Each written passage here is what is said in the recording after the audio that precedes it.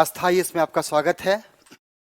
हम लोग एनसीईआरटी की क्लासेस आज से स्टार्ट करने जा रहे हैं और आज हम लोग क्लास 6 की जो नई एनसीईआरटी है उसके बारे में डिस्कस करेंगे। ओके, तो welcome to Aastha ES and today we are going to start NCERT and will start from class 6 NCERT. Okay, and I hope you all have this NCERT, क्योंकि एग्जामिनेशन के लिए नाउ जो आपका प्रिलिमिनरी एग्जामिनेशन है वो बहुत ही नज़दीक है और संभवतः जो अभी पेपर के अनुसार जो पता चल रहा है वो नवंबर में होगा। और NCERT is very important because most of the question, बहुत सारे क्वेश्चंस क्या हैं आपको एनसीईआरटी से ही पूछे जाते हैं। ठीक है, और जहाँ तक रहा बीपीएससी का जो प्रश्न का है, बीपीएससी का जो एग्जाम का, most of the questions are from that modern history. बहुत सारे अधिकतर क्वेश्चन कहाँ से आते हैं? मॉडर्न हिस्ट्री से, लेकिन आपको एनिसेंट और मेडाइवल यहां से भी प्रश्न पूछे जाते हैं।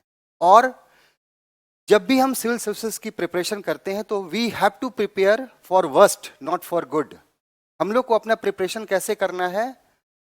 अच्छे के लिए नहीं, फॉर वर्स्ट, क्योंकि कंपटीशन क्या है अभी टफ होता चला जा रहा है। टफ इन द सेंस कि लोग अधिक numbers of students are increasing. अगर आप क्वेश्चन गलत करते हैं तो बहुत संभावना है कि क्या हो जाए, बाहर हो जाए। इसलिए जो भी सिलेबस है, ठीक है, चाहे वहां से क्वेश्चन आते चाहे ना आए हो, प्रीवियस ईयर्स में आए चाहे ना आए हो, आपको you all have to prepare.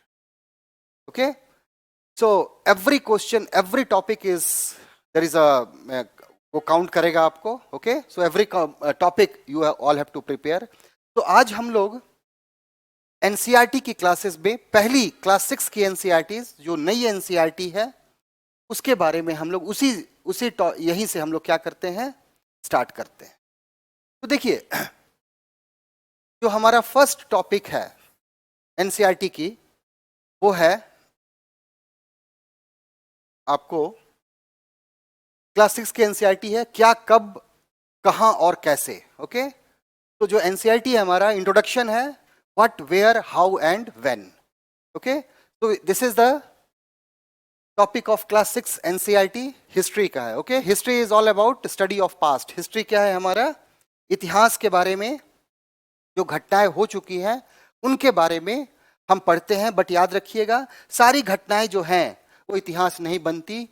उन्हीं घटनाओं, वही इवेंट जो पास्ट में हुआ है और जिसमें कोई ना कोई मैसेज छिपा होता है, ठीक है, वही पार्ट ही हमारा क्या कहलाता है? History. So history is all about study of past with messages, जिसमें कोई ना कोई संदेश छिपा होता है। ठीक है, तो चलिए हम लोग बिना समय गवाए हुए क्लास 6 की एनसीईआरटी से स्टार्ट करते हैं। ठीक है, इंट्रोडक्शन है, कब, कहां, क्या, कब, कहां और कैसे। और स्टार्ट होता है एक रसीदा का सवाल है कि रसीदा क्या कर रही है? रसीदा बैठी अखबार पढ़ रही थी, अचानक उसकी निगाह एक कुर्सी पर पड़ी, एक सुर्खी पर पड़ी, एक न्यूज पर पड़ा है। ओके, 100 साल पहले, ओके, 100 years ago।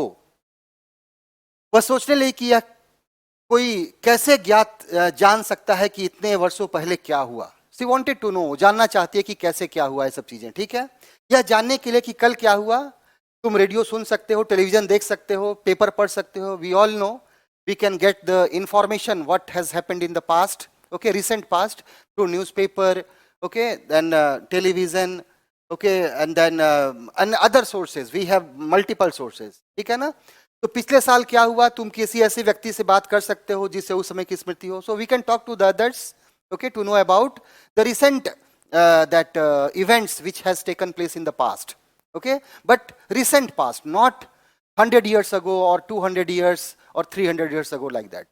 उस समय के बारे में हम बहुत कुछ नहीं जान सकते जो बहुत समय पहले घटा हुआ हो। ठीक है, तो अतीत के बारे में हम क्या जान सकते हैं? अतीत means what, okay, that means past. Okay, what we can know for that about this past, क्या हम जान सकते हैं? ठीक है, तो what can we know about the past, this is the, okay, क्या जान सकते हैं। अब देखिए, यहाँ अतीत के बारे में बहुत कुछ जाना जा सकता है, जैसे लोग क्या खाते थे, क्या कपड़े पहनते थे, किस तरह के घरों में रहते थे। ओके, तो व्हाट दे वर ईटिंग और how they were, what which type of cloth they were wearing, और which type of houses the people were living, ये सब के बारे में हम जान सकते हैं। हम आखेटको, आखेटक मतलब होता है जो हंटर्स हैं, पशुपालक, कृषक, शासक, व्यापारी, पुरोहित, शिल्पीकार, कलाकार, संगीतकार, ठीक है, इन सब के बारे में हम सब कुछ जान सकते हैं। We have number of sources material available through which we can study about our past.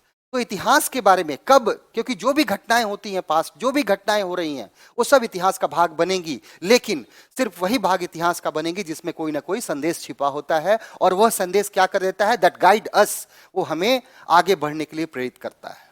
ठीक है, तो याद रखिए इसी के बारे में हम लोग टॉपिक स्टार्ट होता है। चलिए, तो सबसे पहला है लोग कहां रहते थे। ठीक है, लोग कहां रहते थे। मानचित्र 1 पृष्ठ 2, ठीक है, तो मैं मानचित्र में जाता हूं, देखता हूं क्या है वहां।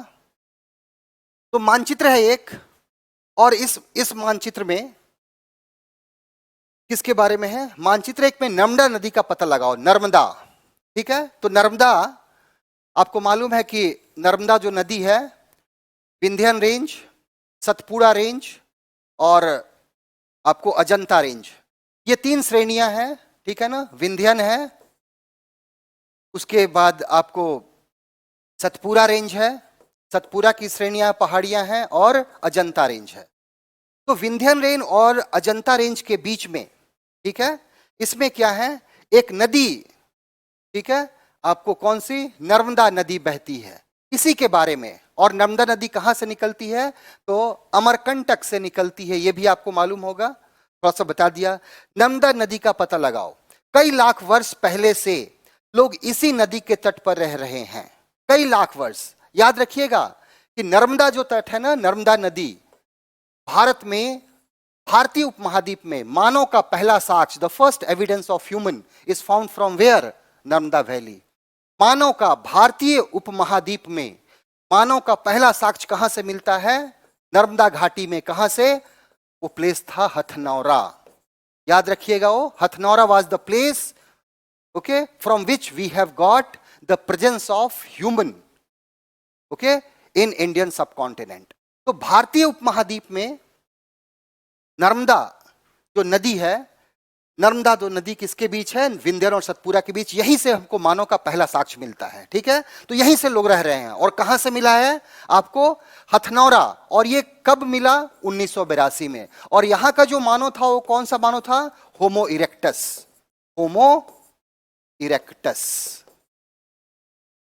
ठीक है, होमो इरेक्टस। आप पढ़ेंगे आगे जैसे जैसे जाएंगे कि मानव का इवोल्यूशन होता है कैसे, रामापिथेकस, फिर ऑस्ट्रेलियोपिथेकस, उसके बाद होमो हैबिलिस, उसके बाद होमो इरेक्टस, देन होमो सेपियंस, ये सब मानव का विकास है। तो खैर हमको वहां अभी नहीं जाना है, बट याद रखना है कि नर्मदा जो घाटी है, नर्मदा नदी है, इसी नदी घाटी में हमको पहली बार किसका ये मिलता है,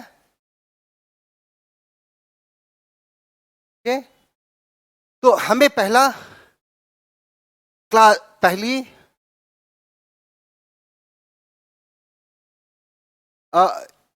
yes, basically most of the students I can use, but Nitish Kumar, majority of the students are that and only for today, आज ही के दिन के लिए, because from tomorrow we will take both NCERTs simultaneously. We will prepare our PDF in such a manner that both the part will be on same screen.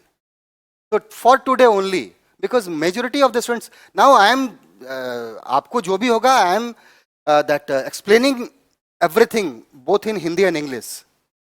Nitish, I hope for today only you will make some compromise. थोड़ा सा आप कर सकते हो, because majority of the students जो हैं वो आपको हिंदी में मिलेंगे. That's why I am saying. Okay? So look here. तो ये जो है मानचित्र 1 में, ठीक है, मानचित्र 1 में क्या है आपको, मानचित्र 1 में आप you can see that Narmada river. Okay, this is the Narmada valley. Okay, Narmada valley in between Vindhyan and Satpura range. Okay, and from this यहीं से आपको नर्मदा वैली से ही किसका साक्ष्य मिलता है? नर्मदा वैली में एक जगह है Hathnora, okay, Hathnora, Hathnora, okay, and Hathnora में ही क्या मिलता है आपको? In 1982 this was the year when we have found the first evidence of human in Indian subcontinent. भारतीय उपमहाद्वीप में पहला जो साक्ष्य मिलता है कहां से मिलता है? इसी हथनौरा से मिलता है, ठीक है। तो अब देखिए यहां रहने वाले आरंभिक लोग, जो अर्लीस्ट जो people those who were settled here, वो क्या थे? कुशल संग्राहक थे, देवर गैदरर, ठीक है ना। क्या करते थे? फूड गैदर करते थे फ्रॉम हियर एंड देयर, ठीक है, देवर फूड गैदरर। और जो आसपास के जंगलों की विशाल संपदा से परिचित थे, they were aware about the resources which was available, which were available in the nearby forest। अपने भोजन के लिए वे जड़ों, रूट्स, फल, फ्रूट्स, ओके, और अदर फॉरेस्ट प्रोडक्ट का यूज करते थे, ठीक है। और जानवरों का, they also were the hunters, वो क्या करते थे? जानवरों का शिकार भी करते थे, ठीक है। तो इसी के बारे में हम लोग आगे बढ़ते चले जा रहे हैं। आगे देखते हैं फिर क्या है इसमें। अब तुम उत्तर पश्चिम की सुलेमान और किरथार, ठीक है ना, सुलेमान और किरथार उत्तर पश्चिम। यहां एक बार ध्यान रखिएगा, अगर ये भारत का मैप है, ठीक है, तो यहां आपको क्या मिलेगा? पामीर नॉट, पामीर की श्रेणी मिलेगी, पामीर की गांठ, ठीक है। और इस पामीर की गांठ से आपको इसकी तरफ क्या कहते हैं, अफगानिस्तान की ओर क्या मिलेगा? हिंदुकुश माउंटेन मिलेगा, हिंदुकुश। नीचे आएंगे तो क्या मिलेगा? पाकिस्तान में सुलेमान मिलेगा, सुलेमान के जस्ट बगल में आएंगे तो किरथार रेंज मिलेगा, किरथार रेंज, किरथार श्रेणी। और ऊपर जाएंगे तो त्यान सेन, त्यान सेन। और नीचे आएंगे तो आपको काराकोरम। तो ये काराकोरम, तो इसी के बारे में बात कर रहा है। जब तुम उत्तर पश्चिम की सुलेमान और किरथार रेंज, सुलेमान और किरथार रेंज कहां है? Pakistan, it is a part of Pakistan, okay. तो देखिए किरथार पहाड़ियों का पता लगाओ। इस क्षेत्र में कुछ ऐसे स्थान है जहां लगभग 8000 वर्ष पूर्व स्त्री और पुरुष, 8000 वर्ष, 8000 years ago the people of this region, ठीक है, 8000 ईयर्स अगो, 8000 पहले यहां के लोग जो क्या करते थे? दे वर इंगेज्ड इन एग्रीकल्चरल एक्टिविटी। यहां के लोग, ठीक है, मेहरगढ़ एक जगह है यहां बलूचिस्तान में, ठीक है ना, Mehrgarh, Mehrgarh, it is in Balochistan. कहां है? बलूचिस्तान में है। और यहां के लोग क्या करते थे? गेहूं, व्हीट, बार्ले, जौ एंड कॉटन, ये सब क्या करते थे? दे यूज टू ग्रो। वहां क्या करते थे? ग्रो करते थे, खेती करते थे। किस ओर? तो आपको लिखा हुआ है 8000 पहले, 8000 वर्ष पूर्व स्त्री और पुरुष सबसे पहले गेहूं और जौ की फसलों की खेती। तो यहां जो स्थान है वो कौन सा है? मेहरगढ़, याद रखना है आपको, ठीक है। लेकिन याद रखिएगा, भारतीय उपमहाद्वीप में कृषि का पहला साक्ष्य कहां से मिलता है? फर्स्ट एविडेंस ऑफ एग्रीकल्चर, और दैट इज वो लहरुआ देव है। कौन सा है? लहरुआ देव, लहरुआ देव।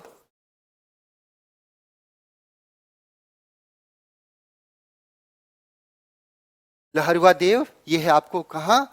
ये संत कबीर नगर है, संत कबीर नगर है यूपी में। वहां से आपको क्या मिलता है? भारतीय उपमहाद्वीप में कृषि का पहला साक्ष्य आज से 9000 से 8000 वर्ष पूर्व मिलता है। और इसी यहीं से आपको इसका राइस, चावल का भी साक्ष्य मिलता है, पहला साक्ष्य। The evidence of rice is also found from here, ठीक है। तो क्या लिखा है यहां कि 8000 वर्ष पूर्व स्त्री पुरुष सबसे पहले गेहूं की खेती करते थे, गेहूं और जौ की खेती। वो कहां है आपको? सुलेमान और किरथार रेंज, बलूचिस्तान में, मेहरगढ़ का एरिया है, ठीक है।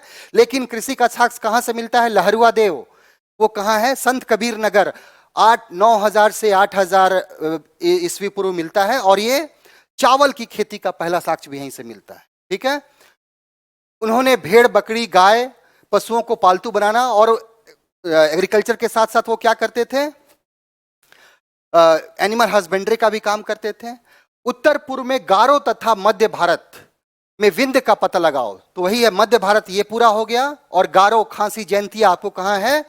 मेघालय का रीजन। तो इन सबों के बारे में देखना है। यहां भी लोग क्या करते थे, सेटलमेंट था लोगों का, और वो एग्रीकल्चर भी करते थे, एनिमल हस्बेंड्री भी करते थे, सेटल्ड लाइफ भी जीते थे। ठीक है, I hope this is clear now.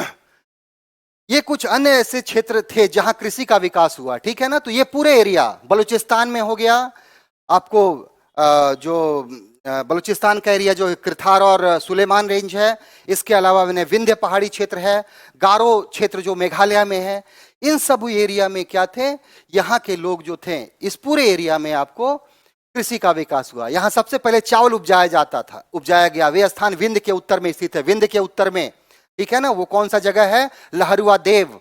लहरुआ देव कहां है, it is in Uttar Pradesh. कौन सा है, संत कबीर नगर, जहां से लोग चावल उपजाया करते थे। और भारतीय उपमहाद्वीप में, in Indian subcontinent the first evidence of rice is found from Lahuradewa, यहीं से मिलता है।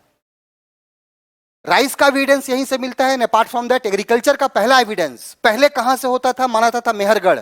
बट जब हम लोगों ने बाद में वी हैव स्टार्टेड स्टडिंग मोर, तो हमें क्या मालूम चला कि सिर्फ आपको जो पहला साक्ष्य मेहरगढ़ से नहीं है, बल्कि कहां से है, आपको लहरुआ देव से। ठीक है, तो आप इसको मैप को ध्यान से देखिएगा, मार्क कीजिए। कृथार सुलेमान कहां है, ज्योग्राफी में भी काम देगा। और ये मैंने बताया, ये है पामीर नॉट। ठीक है, KNOT, पामीर नॉट मतलब पामीर की गांठ है, और वहां से बहुत सारे पर्वत निकल रहे हैं। ठीक है, चलिए आगे बढ़ते हैं। अब मानचित्र पर सिंधु तथा इसकी सहायक नदियां का पता लगाओ, प्रयास करो। सहायक नदियां उन्हें कहते हैं जो एक बड़ी नदी मिलती है। सहायक मींस सब्सिडरीज, ओके, डिस्ट्रीब्यूटरी, और कौन से होते हैं आपको, okay, now tributaries, not subsidiaries, tributaries. Tributaries means those rivers that joins big rivers, small rivers or big rivers, or the rivers that joins other river are called tributaries. ये सहायिका है। जैसे ये गंगा नदी है, इसमें कई सारी, जैसे यमुना नदी हो गया, सोन नदी हो गया, ठीक है, आपको राम गंगा हो गया, कोसी हो गया, गंडक हो गया, ये नदियां आके मिलती हैं। ठीक है, तो उन्हें सहायिका कहते हैं। ठीक है, तो सिंधु नदी और इसकी सहायक नदियां जितने भी हैं, आपको मालूम होगा सिंधु की बड़ी बड़ी सहायक नदियां हैं। जैसे आपको गोदावरी, आपको सतलज हो गया, रावी हो गया, ब्यास हो गया, ठीक है, झीलम हो गया, चिनाब हो गया, कोमल हो गया, काबुल हो गया, ओके, श्योक हो गया, ये बड़ी नदियां हैं यहाँ। तो इन्हीं नदियों के लगभग 4700 वर्ष पूर्व इन्हीं नदियों के किनारे कुछ आरंभिक नगर फले फूले। आरंभिक नगर, okay, means town, urban centres. और आपको मालूम होना चाहिए कि इंडियन सबकॉन्टिनेंट में पहला अर्बन सेंटर कौन सा एरिया में हुआ, हड़प्पन सिविलाइजेशन। ठीक है, तो हड़प्पा इसी सिंधु और इसकी सहायक नदियों में, कौन सा, हड़प्पा सभ्यता का, जिसको हम लोग सिंधु घाटी सभ्यता भी कहते हैं, सभ्यता। ठीक है, also known as Indus valley civilization. Indus valley civilization, जिसमें क्या हुआ, पहली बार नगरों का विकास हुआ। ठीक है, और इसकी सहायक नदियों किनारे समुद्र तट पर नगरों का विकास 2500 वर्ष पूर्व हुआ। ठीक है ना, तो ये चीज गंगा और इसकी सहायक नदियों में कब हुआ, ये यहां दो पॉइंट्स याद रखने हैं। On the bank of tributaries of Indus and it's tributary. ठीक है, सिंधु और उसकी सहायक नदियों पर जो हमारा नगर का विकास होता है, एमर्जेंस ऑफ टाउन्स होता है, वो आज से 4700 वर्ष पहले होता है। Okay, 4700 years ago। बट लेकिन अगर हम देखते हैं, किसकी बात करते हैं, जब हम गंगा और इसकी ट्रिब्यूटरी को देखते हैं, तो यहां कब होता है, 2500। This is the very important line, very very important. ठीक है, very very important line for both, for, ठीक है, तो यहां आपको याद रखना है गारो हिल्स और ये सब चीजें।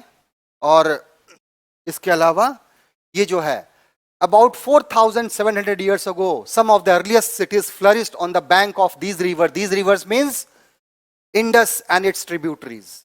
On the other hand, 2500 वर्ष पहले, 2500 years ago, cities were developed on the bank of river Ganga and its tributary. So this point is very very important. Apart from that, here some of the now find Suleiman in Kirthar Hills northwest, some of the areas where women and men first began to grow crops such as wheat and barley about 8,000 years ago.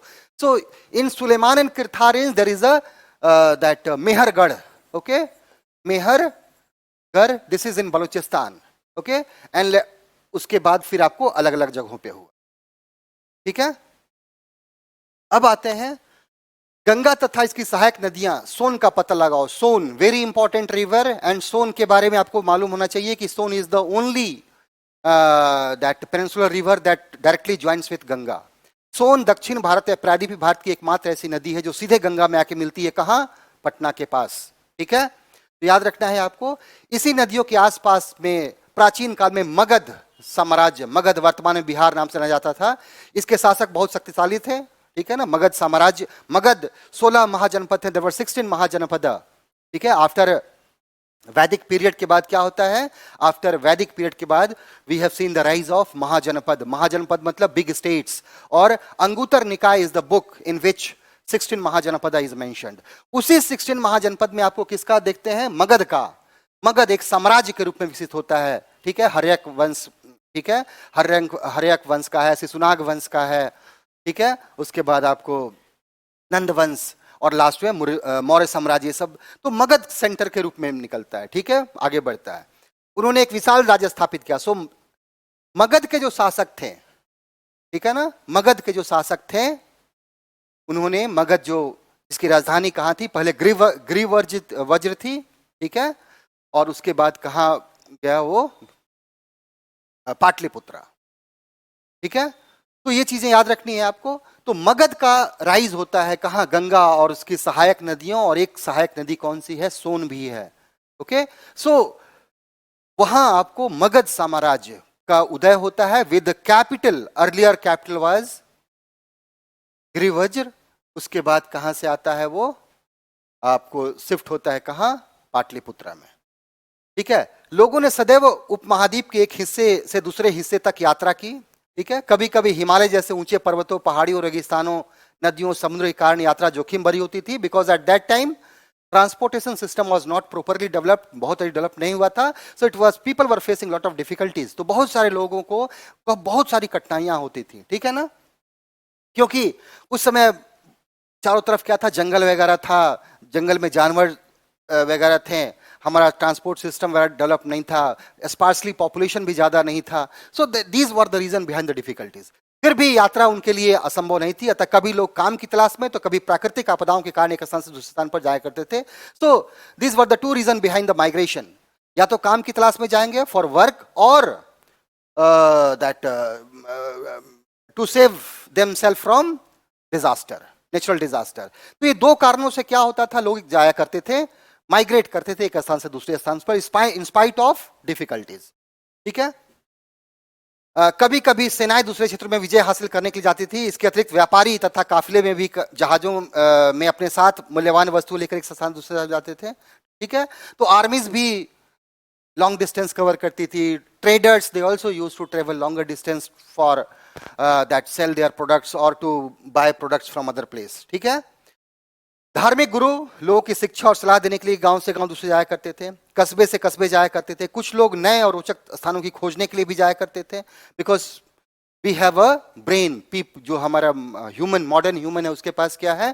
They want to know each and everything the nature has produced for us. तो discovery खोजते थे, नए नए स्थान खोजने का भी शौक है लोगों को। आपने पढ़ा होगा इतिहास में कि कैसे कोलंबस आ गया, ठीक है ना। उसके बाद कोलंबस ने अमेरिका की खोज कर दी, उसके बाद वास्को डिगामा भारत पहुंच गया। तो ये सब क्या थे?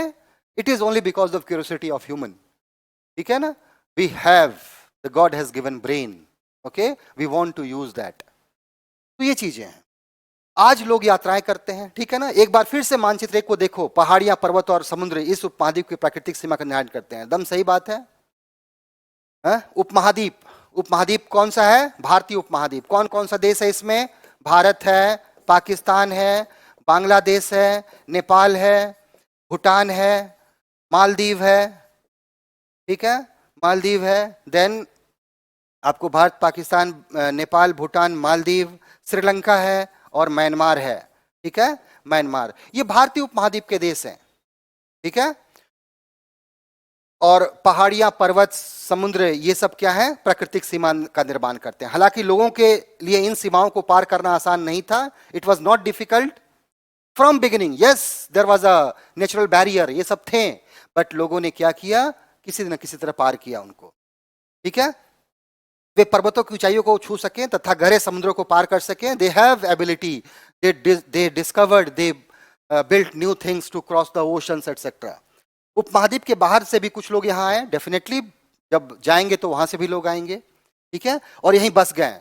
आपको मालूम होगा कि फर्स्ट अगर देखा जाए तो पहला आक्रमण किसका होता है भारत पर, पर्शियन अटैक होता है, ठीक है, ईरानियन इन्वेजन होता है, उसके बाद ग्रीक इन्वेजन होता है। लेकिन ये इन्वेजन जो है, पर्शियन का जो इन्वेजन है और जो ग्रीक इन्वेजन है, अलेक्जेंडर का इन्वेजन है, 519 में पर्शियन इन्वेजन हुआ, लेकिन वो वापस लौट गए, ओके। ग्रीक इन्वेजन 326 वापस। उसके बाद आपको शक, इंडो ग्रीक आए, ओके, उसके बाद शक आए, उसके बाद पर्थियन आए, कुषाण आए। ये क्या किए, देवर इन्वेडर्स।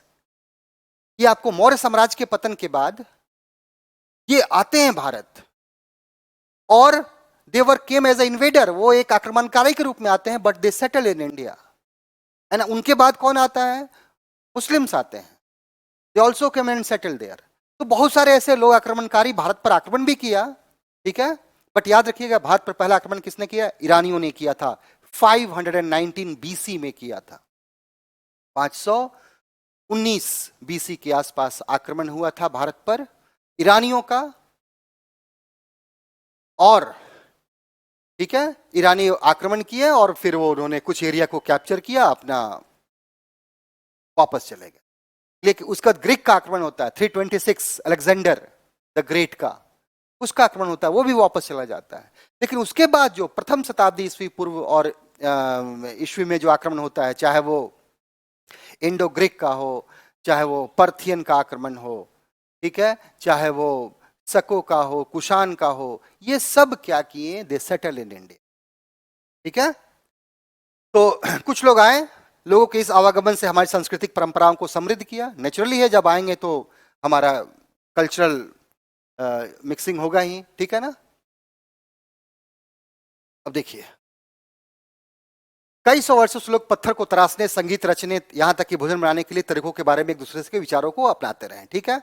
देश के नाम, अपने देश के लिए प्रायः इंडिया तथा भारत जैसे नामों का प्रयोग करते हैं, ठीक है। लेकिन याद रखिएगा वैदिक काल में, ठीक है, during the time of Vedic period, इसको क्या कहते हैं, Aryavarta, Aryavarta word was use, Aryavarta और ब्रह्मवर्त, ओके, ब्रह्मवर्त, ठीक है। वैदिक काल में, during the time of Vedic period, India was known by Aryavarta और ब्रह्मवर्त, ठीक है।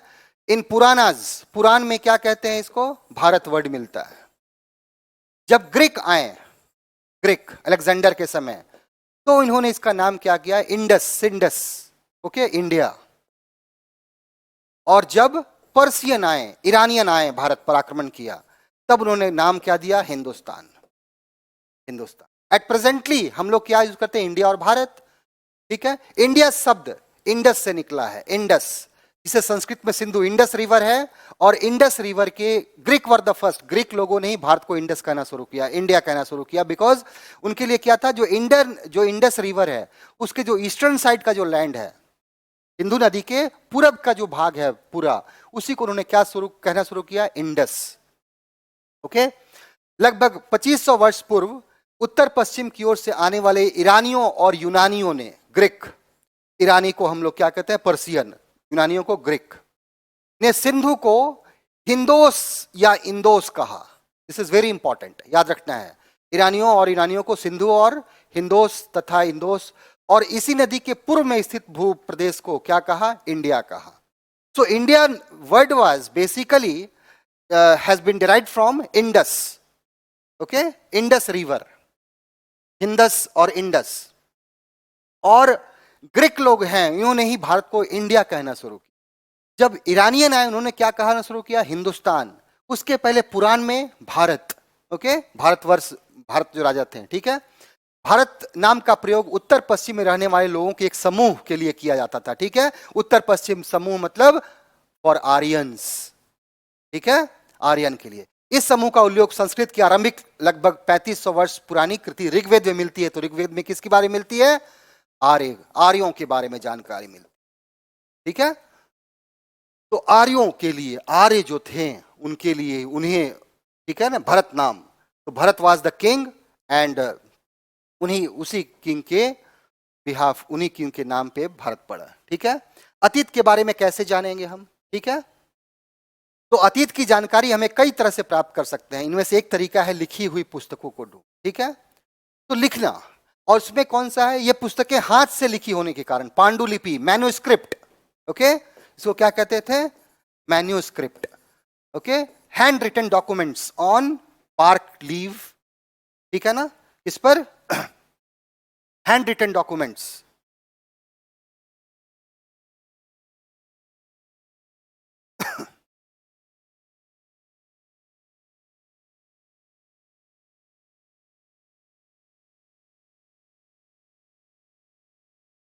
okay. So look here, manuscripts, there are several way of finding out about the past. इतिहास के, पास्ट के बारे में जानने के लिए क्या है, बहुत सारे तरीके हैं। One is to search for and read book that were written long ago. तो किताबें खोजें, वहां से पढ़ें, तो we can get information. These are called manuscripts. Manuscripts क्या है? Because they were written by hand. Manuscript is basically, किसको कहा जाता था? जो हाथ से लिखे हैं। Manuscript, पांडुलिपि, अंग्रेजी में इसे पांडुलिपि के लिए प्रयुक्त होने वाले मैन्युस्क्रिप्ट शब्द, लैटिन शब्द मेनू, मेनू का अर्थ क्या है? हाथ से लिखा। सो पांडुलिपि क्या है? Manuscript is hand written document, hand written document. और हैंड रिटन किस पर? इधर ऑन बार्क ऑफ लीव, या तो पेड़ के छालों पर होगा, या किसी कॉपर प्लेट्स पे हो सकता है, ऑन वॉल हो सकता है, कहीं भी हो सकता है, ठीक है। ये पांडुलिपियां प्राय ताड़पत्रों अथवा हिमालय क्षेत्र में उगने वाले भुर्ज, ठीक है ना। तो ताड़पत्र, ठीक है ना, जिसको हम लोग पाम ट्री कह सकते हैं, ठीक है, ओके। तो meaning hand, manuscript is documents, written documents, okay. These were usually written on palm leaf or on the specially prepared bark of a tree known as the birch, birch, ठीक है। ये जो बर्च है जिसको भुर्ज कहा जाता है, ठीक है, which grown in the Himalayan region, कहां होता था ये? हिमालयन रीजन, ठीक है ना। भुर्ज नामक पेड़ की छाल से विशेष तरीकों से तैयार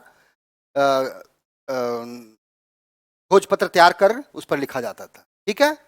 सो मैन्युस्क्रिप्ट क्या है? हैंड रिटन डॉक्यूमेंट, किस पर? या तो पाम ट्री पे, ताड़ के पत्रों पर, या भोजपत्र पर। भोजपत्र जो हिमालय के एरिया में जो मिलता था पेड़, उससे बनाते थे, ठीक है। चलिए अब आगे देखते हैं। इतने वर्षों में इनमें से कई पांडुलिपियों को कीड़ों ने खा लिया। नेचुरली है कि वो क्या है? ऑर्गेनिक सब्सटेंस है, तो उसको तो डिकम्पोज कर ही देंगे। तो कई कीड़ों ने खा लिया।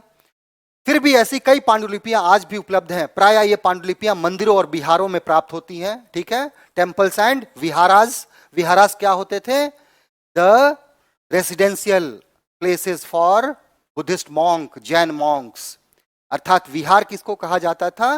जो बौद्ध धर्म के संत होते थे, उनको जो आवास के लिए जो घर बनाया जाता था, उसी को क्या कहते थे? विहार। और उनका पूजा स्थल को क्या कहते थे? चैत्यास, ठीक है ना। तो viharas were basically the residential place which was इधर in the form of house के रूप में हो सकता था, या आपको स्तूप के जो आपको क्या कहते हैं, केव्स के फॉर्म में हो सकता, कुछ भी फॉर्म में हो सकता था, ठीक है। तो मंदिरों और विहारों में प्राप्त हुआ है। इन पुस्तकों में धार्मिक मान्यताओं, व्यवहारों, राजाओं के जीवन, औषधियों, सो इन पुस्तकों में हमें क्या मिलता है? रिलीजियस कंटेंट मिलते हैं, okay, religious behaviour of the people of that time. इसके अलावा उसमें लाइफ ऑफ किंग, राजाओं के जीवन के बारे में मिलता है। Apart from that we also know about the herbs, medicines we were using at that time, development of science and technology in that of that time. तो ये सब सारे मिलते हैं हमें, ठीक है। इसके अतिरिक्त हमारे यहाँ महाकाव्य जैसे Ramayana, Mahabharata, we all know these are the क्या है? एपिक है, ठीक है। तो ठीक है, तो besides we have epics, poems, plays, many of this, ठीक है ना। नाटक है हमारे पास, महाकाव्य है, नाटक जैसे अभिज्ञान शकुंतलम कालिदास का नाटक है, ठीक है ना। और तो बहुत सारे ऐसे आपको नाटक देखने को मिलेंगे।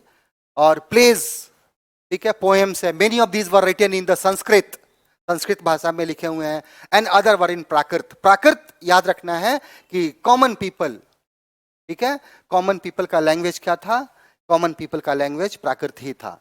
तो ये जो डॉक्यूमेंट्स जो हैं, मैन्युस्क्रिप्ट्स हैं, वो किस में लिखे होते थे, या तो संस्कृत में होते थे, और संस्कृत को ही क्या कहता था, लैंग्वेज ऑफ गॉड। और माना जाता है कि जितने भी लैंग्वेज हैं उनका इमर्जेंस कहां से हुआ है, संस्कृत से ही, ठीक है।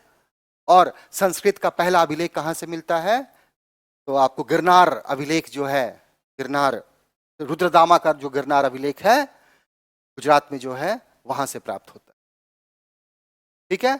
कॉमन लोग कौन सी भाषा थी, कॉमन लोग की भाषा प्राकृत थी, ठीक है। और Tamil classical language of India, first classical language, ठीक है, ये क्लासिकल लैंग्वेज है, ठीक है। हम अभिलेखों का भी अध्ययन कर सकते हैं। अभिलेख, रिटन डॉक्यूमेंट्स ऑन, किस पे है, आपको स्टोन्स पे जो लिखा रहता है, इंस्क्रिप्शंस इसको कहा जाता है, ठीक है। तो we can study inscriptions also, these are writing on relatively hard surface such as stones और मेटल, ठीक है ना। तो इंस्क्रिप्शन, अभिलेख, अभिलेख किस पे लिखा होता था, अभिलेख जो है अपेक्षाकृत कठोर, inscriptions are written on, inscriptions were written on hard surfaces like rocks, और इन पर, ठीक है। कभी कभी शासक अथवा अन्य लोग अपने अपने आदेशों को, ऑर्डर, शासक के जो ऑर्डर्स होते थे, order of the king, for example Ashoka, Ashoka क्या किया, he tried to connect, he tried to communicate with his subject by issuing inscription. Ashok दुनिया का पहला शासक था जिसने अपने जो लोग थे, जो सब्जेक्ट था, उनके जो प्रजा थी, उससे प्रत्यक्ष संबंध स्थापित करने का प्रयास किया। किसके थ्रू, इंस्क्रिप्शन, अभिलेखों के थ्रू, ठीक है ना। तो समटाइम क्या होते थे, राजा जो अपने ऑर्डर्स निकालते थे वो भी किस पे होता था, लिखे होते थे आदेशों को, ठीक है, ताकि लोग उन्हें देख सके, पढ़ सके तथा उनका पालन कर सके। कुछ अन्य प्रकार के अभिलेख भी मिलते हैं जिनमें राजाओं तथा रानियों सहित अन्य पुरुषों के बारे में कार्यों का विवरण है। बहुत सारे ऐसे इंस्क्रिप्शन है जिसमें कि आपको क्या है, what the king has done, क्या किया उन्होंने। जैसे आपको बहुत सारे अभिलेख मिलेंगे जिसमें राजाओं के बारे में है कि विक्ट्री, जैसे आपको प्रयाग प्रशस्ति हरिसेन ने लिखा है, जिसमें आपको चंद्रगुप्त, सॉरी, का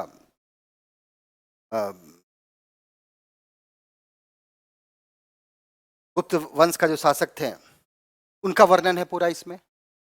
एहोल इंस्क्रिप्शन है जिसमें आपको पुलकेशिन सेकंड का, रवि कीर्ति ने लिखा है, उसमें पुलकेशिन सेकंड का पूरा विक्ट्री है लिखा हुआ। तो ये सब बहुत सारी चीजें, ठीक है। उदाहरण के लिए प्रशासकों की लड़ाइयों में विजयों का उल्लेख करें, ठीक है। क्या तुम बता सकती हो कि कठोर सतह पर लेख लिखवाने से क्या लाभ थे, ठीक है, लंबे समय तक रहेगा उसमें, लेकिन कठिनाइयां यह है कि उसमें चेंज नहीं कर सकते, बहुत सारी चीजें हैं। इसके अतिरिक्त अन्य कई वस्तु अतीत में बनी और प्रयोग में लाई गई। ऐसे वस्तुओं का अध्ययन करने के लिए व्यक्ति को क्या कहते थे, पुरातत्वविद कहा जाता था, मतलब आर्कियोलॉजिस्ट। आर्कियोलॉजिस्ट किसको कहा गया है, okay. Archaeologist were those who were master in, who studied these objects. These objects means inscription, written on. inscription को पढ़ने वाले को क्या कहा गया है, पुरातत्वविद कहा गया है। जो पढ़ते थे पुराने जो डॉक्यूमेंट्स है, जो पत्थरों पर लिखे हुए हैं, ताम पत्रों पर लिखे हुए हैं, उनको पढ़ने वाला, उनको इंटरप्रेट करने वाले को हम क्या कहते हैं, पुरातत्व, आर्कियोलॉजिस्ट कहते हैं। तो आर्कियोलॉजी, आर्कियोलॉजिस्ट, ओके, आर्कियोलॉजिस्ट कौन हुए, those who study the inscriptions are called archaeologists. तो जो आपको पुरातत्वविद हुए, इन्होंने क्या किया, ये पढ़ते थे, ठीक है। पुरातत्वविद पत्थर और ईंटों से बनी इमारतों के अवशेष, चित्रों, मूर्तियों का अध्ययन करते थे।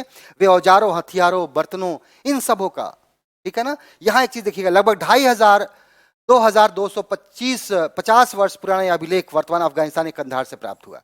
यह अशोक का अभिलेख है जो आपको फोटो में दिया हुआ है, और ये यूनानी तथा अरमाइक लिपि में लिखा गया है। इसमें ग्रीक एवं अरमाइक ठीक है, अरमाइक जब इंडियन लैंग्वेज और ग्रीक लैंग्वेज दोनों का मिलन हुआ तो एक नया लैंग्वेज हुआ, that is called Aramaic.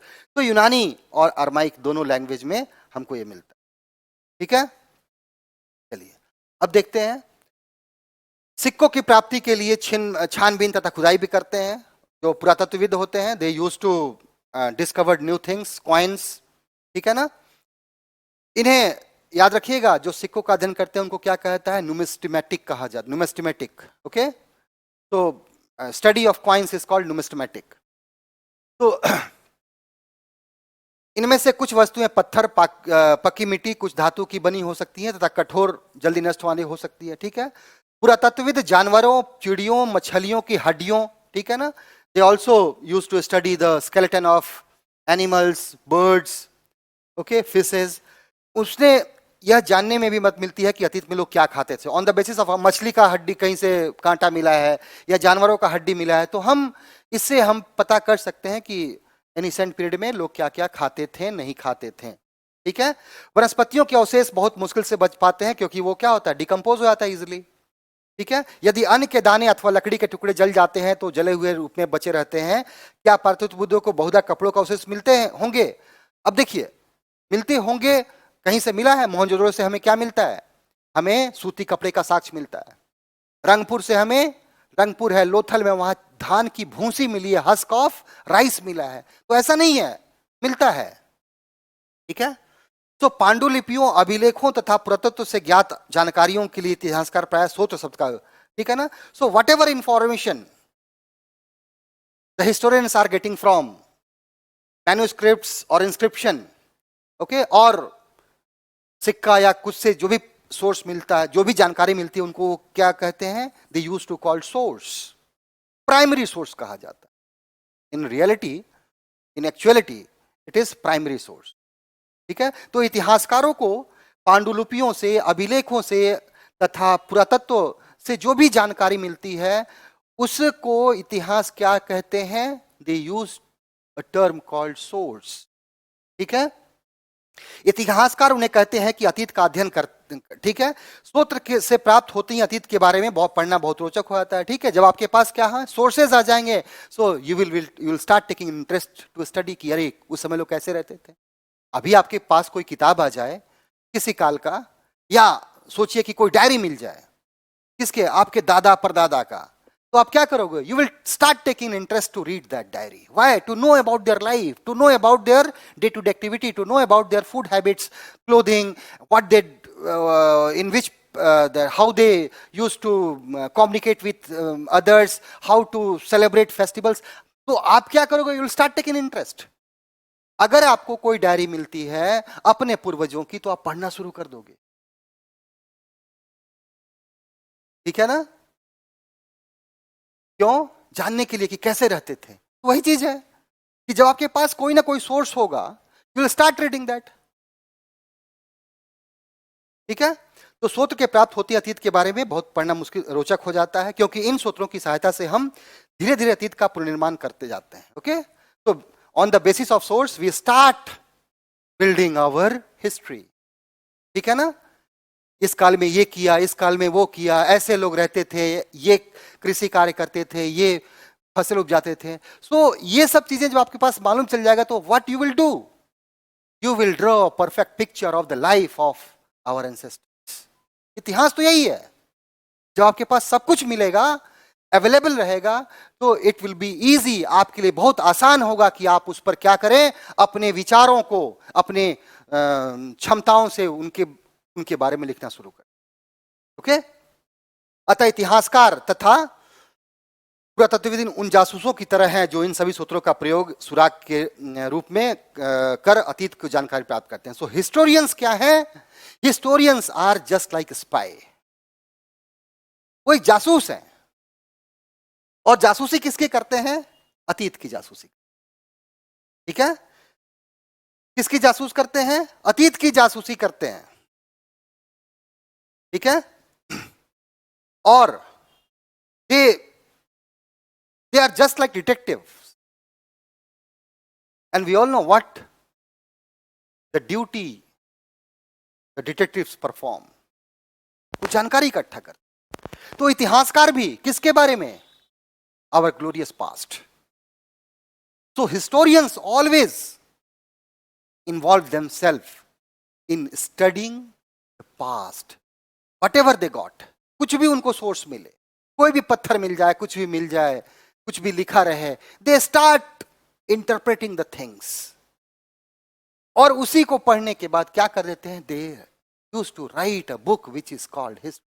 Some part of some stories आपके पास चला आता है. That will be the part of your syllabus.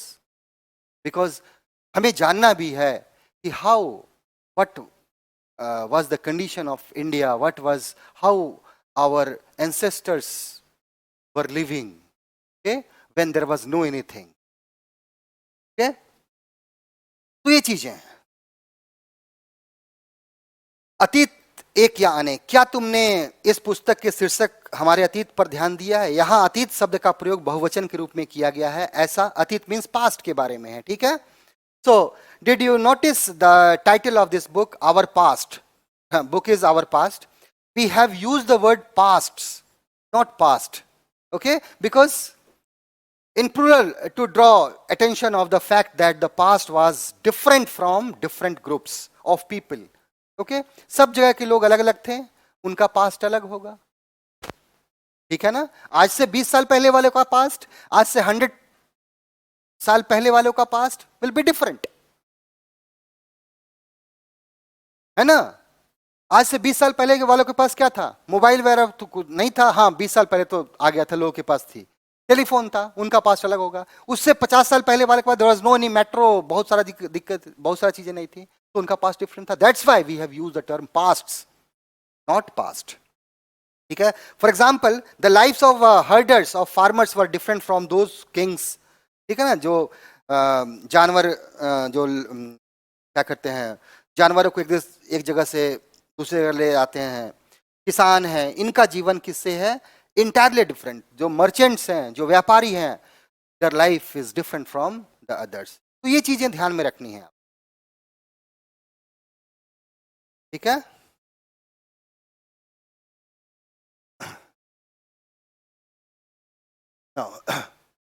ध्यान रखने के लिए क्या आता है? अलग अलग समूह के लोग इस अतीत के लिए अलग अलग माने थे. उदाहरण के लिए पशुपालक अथवा कृषकों का जीवन राजाओं तथा रानियों से भिन्न होता है, मालूम था. जो व्यापारी हैं, शिल्पीकार हैं, उनका जीवन अन्य से भिन्न है. तो सबका, उदाहरण के लिए आज अंडमान द्वीप के अधिकांश लोग अपना भोजन मछलियां पकड़कर, शिकार करके, फल फूल करके खाते हैं, लेकिन हम लोग दूसरे तरीका से खाते हैं. बहुत सारे ऐसे ट्राइब्स हैं जो स्टिल वो कैसे हैं, एकदम जिस तरह हमारे पूर्वज रहते थे, ओके, उस तरह आज भी रहते हैं, ओके. तो ये चीजें हैं. इसके विपरीत शहरों में रहने वाले लोग खाद्य आपूर्ति के लिए अन्य व्यक्तियों पर निर्भर करते हैं. इस तरह के भेद अतीत में भी विद्यमान थे. इसके अतिरिक्त एक अन्य तरह का भेद है. उस समय शासक अपनी विजयों का लेखा जोखा रखते थे. यही कारण है कि हम उन शासकों तथा उनके द्वारा लड़ी गई लड़ाइयों के बारे में काफी कुछ जानते हैं, ठीक है ना. तो the kings of that period in the past, they used to keep historians, not historians, court poets. अपने दरबार में क्या रखते थे? राजकवि रखते थे. जैसे हरिसेन समुद्रगुप्त के दरबार का कवि था, भास, ठीक है, हर्ष के दरबार का, रविकृति, ठीक है, पुलकेशिन द्वितीय के दरबार का. तो ये सब क्या कहते थे? उस समय के राजा, पास्ट के जो राजा थे, they used to keep court poets. और कोर्ट पोएट्स क्या करता था? राजा की उपलब्धियों को का डॉक्यूमेंटेशन करता था, लिखता था उनके बारे में, ठीक है ना. लेकिन जब मछुआरे, इनके बारे में तो कुछ भी हमारे पास नहीं है. जो शिकारी हैं, मछुआरे हैं, संग्राहक हैं, कृषक हैं, we have no, because the king used to appoint court poets to write their history, to write their kings, to write about their families, the military expedition, इनके बारे में लिखते थे. लेकिन जो शिकारी थे, those who were hunters, gatherer, farmers, उनके बारे में कौन लिखेगा? इसलिए उनके बारे में हमारे पास बहुत ज्यादा सोर्स नहीं हो, ठीक है. पुरातत्व की सहायता से हम उनके जीवन को जानने में मदद मिलती है, ठीक है ना। On the basis of inscriptions उनके बारे में हम कुछ जान सकते हैं। अब तिथियों का मतलब, because history is always, history contain dates, ठीक है ना। अगर कोई तुमसे तिथि के विषय में पूछे तो शायद ही उस दिन का तारीख, माह, जैसे वर्ष 2000 इस तरह का कोई और वर्ष बताओगी। वर्ष की यह गणना ईसाई धर्म प्रवर्तक ईसा मसीह के नाम की तिथियों से की जाती है। अतः 2000 वर्ष कहने का तात्पर्य ईसा की जन्म के 2000 वर्ष के बाद से है। ईसा वही कहते हैं ना कि बीसी, बिफोर क्राइस्ट, ईसा के जन्म के बाद। एनो डोमिनी, एडी, बीसी और एडी, ठीक है ना। ईसा मसीह के जन्म के पूर्व की तिथियों के लिए हम क्या कहते हैं? ईसा पूर्व, बिफोर क्राइस्ट, ओके। इसको लिए क्या कहते हैं? ईसा पूर्व, बिफोर क्राइस्ट के रूप में जानी जाती है। इस पुस्तक में हम 2000 को अपना आरंभिक बिंदु मानते हुए वर्तमान से पूर्व की तिथियों का उल्लेख कर, ठीक है। अंग्रेजी में बीसी का तात्पर्य बिफोर क्राइस्ट से है, ठीक है ना। कभी कभी तुम तिथियों के पहले एडी, ठीक है, लिख पाती हो। ऐसा है एनो डोमिनी। एनो डोमिनी लैटिन वर्ड है, इसका तात्पर्य क्या है? ईसा मसीह के जन्म के वर्ष से, ठीक है ना। अगर हमने लिखा 2000 एडी, तो ईसा के वर्ष के अभी जो चल रहा है, ठीक है ना। कभी एडी की जगह सीई भी लिखा जाता है। एडी की जगह कॉमन एरा, एडी की जगह क्या है? एडी। एडी की जगह हम लोग क्या यूज करते हैं? CE, common era. और बीसी की जगह बीसीई, बीसीई। अब देखिए क्या है, सीई का अर्थ है कॉमन एरा, बीसीई का बिफोर कॉमन एरा, ठीक है ना। Before common era, common era से पहले। कॉमन एरा मतलब आज का समय। सभी देशों में अलग अलग इस्तेमाल होता है, ठीक है। हम इन शब्दों का प्रयोग इसलिए करते हैं क्योंकि विश्व के अधिकांश देशों में अब इस कैलेंडर का प्रयोग सामान्य हो गया है, ठीक है ना। वी आर यूजिंग सबका, देखिए हम भारतीय हैं तो हमारे यहाँ विक्रम संवत, शक संवत, ये सबका भी इस्तेमाल करते हैं। बट जो अभी ग्रेगोरियन कैलेंडर है जो भी इस्तेमाल करते हैं हम लोग, वो सभी जगह एक जैसा है, इसीलिए हम लोग उसको क्या कहते हैं? Common era. बट यहां याद रखिएगा, अगर बीसी लिखा हुआ है तो ईसा पूर्व, मतलब ईसा के जन्म से पूर्व। अगर बीसीई का मतलब है तो इसका ही मतलब वही है, बट यहां बिफोर कॉमन एरा लिख देते हैं। और अभी एडी के जगह हम लोग क्या इस्तेमाल करते हैं? सीडी। एडी मतलब एनो डोमिनी। एनो डोमिनी मतलब ग्रीक लैटिन वर्ड है। एनो डोमिनी का जो कब है? ईसा मसीह के जन्म के साथ, जन्म के बाद का, ठीक है। ईसा मसीह के जन्म के वर्ष से है, ठीक है। तो अब एडी के जगह हम लोग सीई, कॉमन एरा लिख देते हैं, ठीक है ना, क्योंकि सभी इसका इस्तेमाल करते हैं। भारत में तिथियों के इस रूप का प्रयोग लगभग 200 वर्षों से प्रारंभ हुआ था, ठीक है। कभी कभी अंग्रेजी के बीपी अक्षरों का प्रयोग होता है जिसका तात्पर्य है बिफोर प्रेजेंट। बीपी का मतलब क्या है? Not blood pressure, before present, आज से पहले। तो these are the words you have to keep in mind, ठीक है। तो ये चीज याद रखिएगा। अन्यत्र में क्या क्या, जैसा कि अभिलेख कठोर में कई अभिलेख कई सौ वर्ष पूर्व लिखे गए थे। सभी अभिलेखों में लिपियों, भाषाओं का प्रयोग हुआ है, नेचुरली है।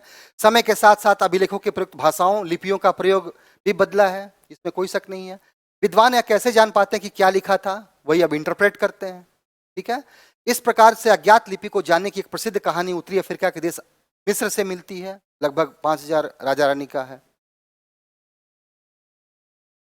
ठीक है। मिस्र के उत्तरी तट पर रोसेट्टा नामक एक कस्बा है, यहां से एक ऐसा उत्कीर्ण पत्थर मिला है जिस पर एक ही लेख 3 भिन्न भिन्न भाषाओं तथा लिपियों, यूनानी तथा मिस्री लिपि के 2 प्रकारों में है। कुछ विद्वान यूनानी भाषा पढ़ सकते हैं। उन्होंने बताया कि यहाँ राजा और रानियों के नाम छोटे से फ्रेम में दिखाए गए हैं। इसे कारतूस कहा गया था, वह छोटा फ्रेम राजा रानियों के नाम को लिखा गया है, उसको कारतूस कहा गया है। इसके बाद विद्वानों ने यूनानी तथा मिस्री संकेतों को अलग अलग रखते हुए मिस्री अक्षर का समार्थक ध्वनियों का पहचान की, जैसा कि तुम देख सकते हो, ठीक है ना। तो ये चीजें हैं। तो अभी भी बहुत सारे, जैसे हमारा हड़प्पा सभ्यता की जो लिपि है, आज तक नहीं पढ़ पाए हम लोग, क्योंकि वो कौन सा है? पिक्टोग्राफिक लैंग्वेज है, ठीक है। बोस्ट्रोफेडन स्टाइल है लिखने का। कौन सा है? बोस्ट्रोफेडन, बोस्ट्रोफेडन स्टाइल है, ठीक है। बोस्ट्रोफेडन। बोस्ट्रोफेडन में क्या है कि बाएं से दाहिने गए, फिर दाहिने से बाएं आए, फिर दाहिने से बाएं, फिर बाएं से दाहिने. So this style of writing is called boustrophedon. और जो हमारा हड़प्पन सिविलाइजेशन का, इंडस वैली सिविलाइजेशन का जो लिखने की जो स्टाइल था वो यही था. ठीक है, तो ये रहा हम लोग का पहला चैप्टर.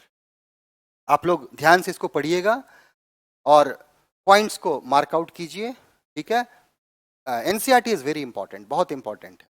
व्हाई? बिकॉज अगर एनसीईआरटी अच्छे से पढ़ते हैं so we will able to write questions also, और directly they ask question from NCERT से डायरेक्टली वो क्वेश्चन पूछ. Okay, so today we have completed the first chapter of class 6. Tomorrow or whenever our class will be held, तो हम वहाँ क्या करेंगे? We'll start chapter 2. Okay? So till then, goodbye and take care.